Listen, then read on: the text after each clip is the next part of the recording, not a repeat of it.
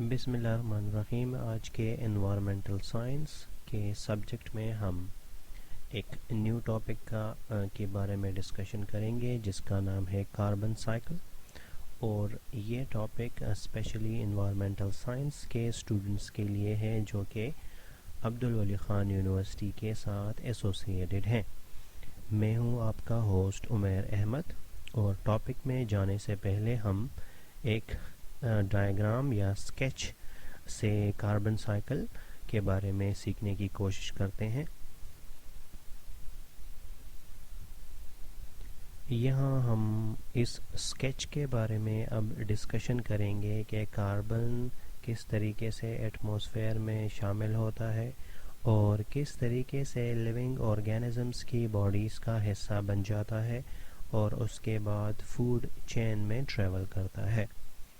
تو کاربن کی امپورٹنس کے بارے میں ہم سلائیڈز میں ڈسکشن کریں گے۔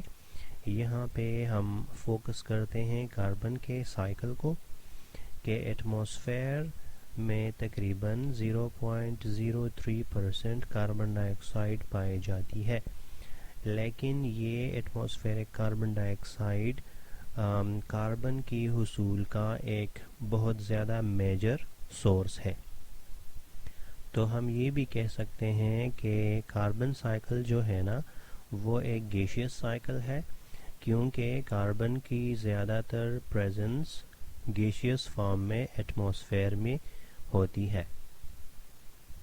ایٹماسفیئرک کاربن ڈائی آکسائڈ کو پلانٹس ایبزارب کرتے ہیں، اور جیسا کہ تمام بایولوجی کے اسٹوڈنٹس کو پتہ ہوتا ہے کہ پلانٹس میں ایک پروسیس ہوتا ہے جس کو فوٹوسنتھسس کہا جاتا ہے، اور فوٹوسنتھسس کے پروسیس میں پلانٹس کاربن ڈائی آکسائڈ کو واٹر کے ہائیڈروجن کے ساتھ ملا کر گلوکوز بناتے ہیں، شوگرز بناتے ہیں، اور اس طرح سے کاربن دوسرے فارمز میں کنورٹ ہو جاتا ہے، آرگینک فارم میں کنورٹ ہو جاتا ہے، اور اس کو کہتے ہیں کاربن فکسیشن۔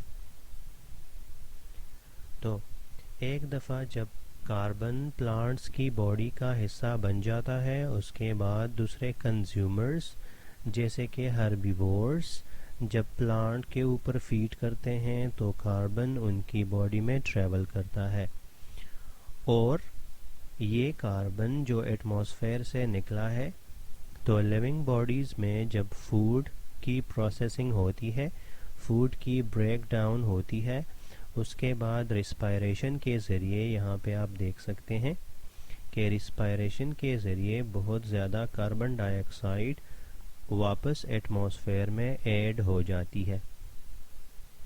یہ ریسپائریشن نہ صرف اینیملز میں ہوتی ہے بلکہ پلانٹس میں بھی ہوتی ہے۔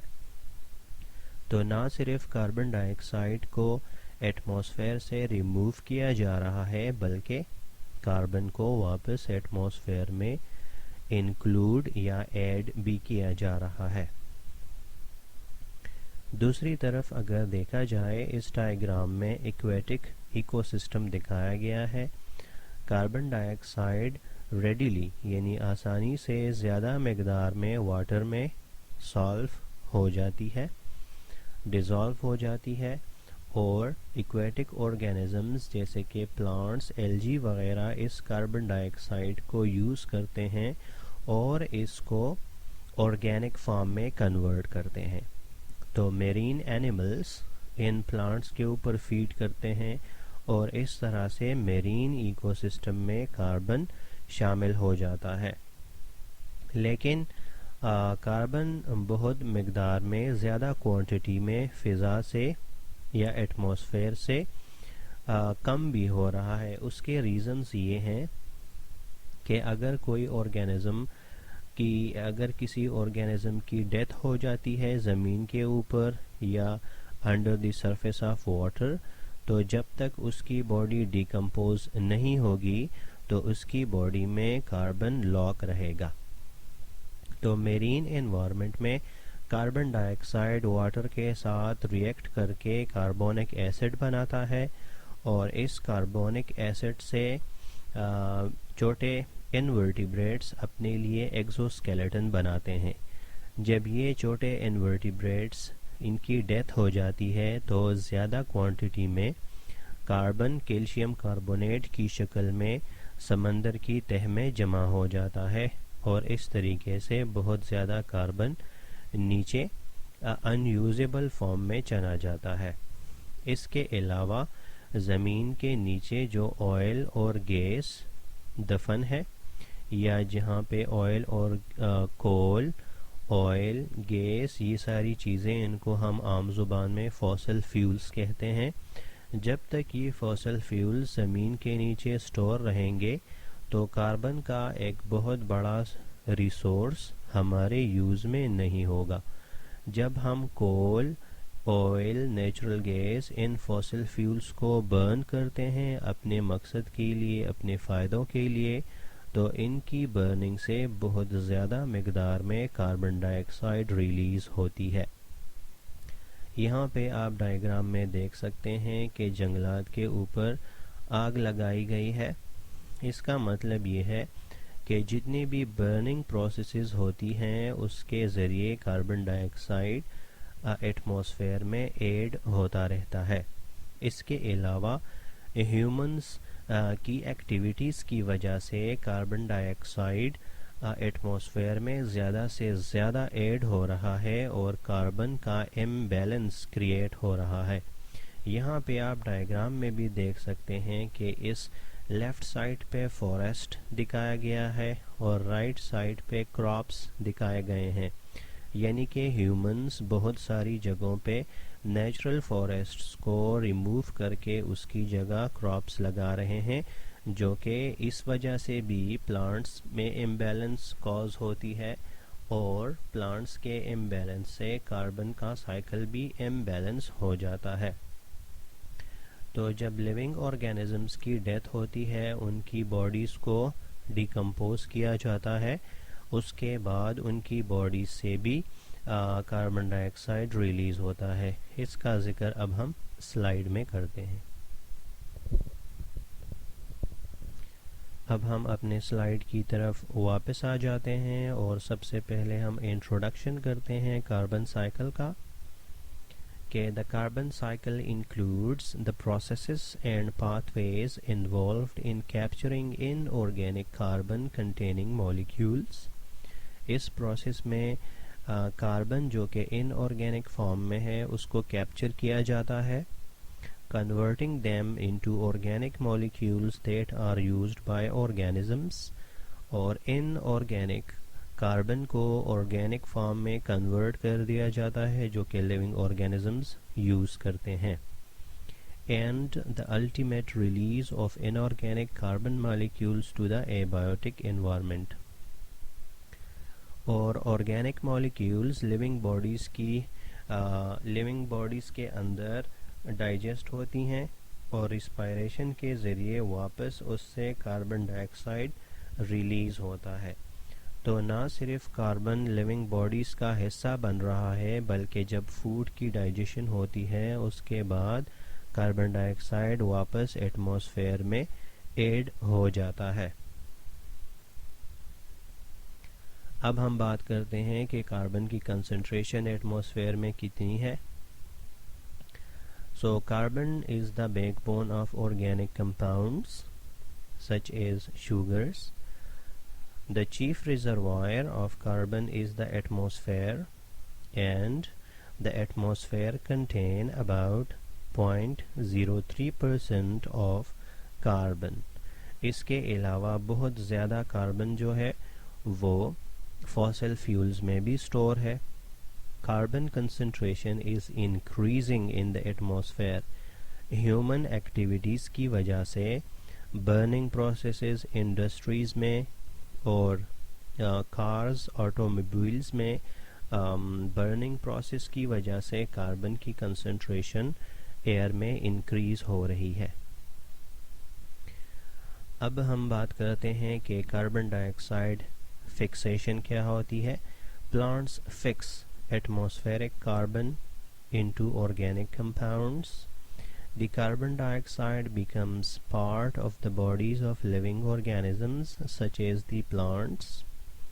During photosynthesis, carbon dioxide is combined with hydrogen from water molecules to form organic molecules like carbohydrates.